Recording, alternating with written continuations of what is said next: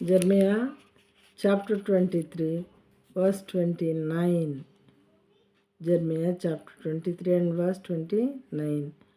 Is not my word like fire, declares the Lord, and like a hammer that breaks the rock in pieces?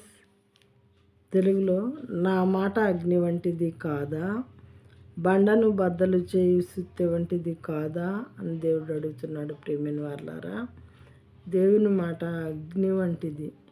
మరి చెడు మొత్తాన్ని కాల్చివేసేటటువంటి అగ్ని లాంటిది దేవుని మాట.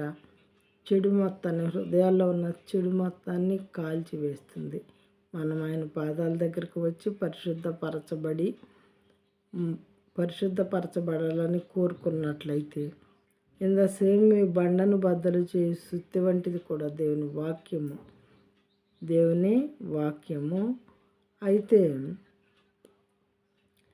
ఒక గట్టి బండనే సుత్తి ఎలాగైతే పగలగొడుతుందో, మరి మన హృదయాల్లో గూడు కట్టుకొని పోయిన పాపాన్ని కూడా అది బద్దలుగా పగలగొట్టి ప్రక్షాళన చేయగలుగుద్ది. ఏంటది? దేవుని మాట.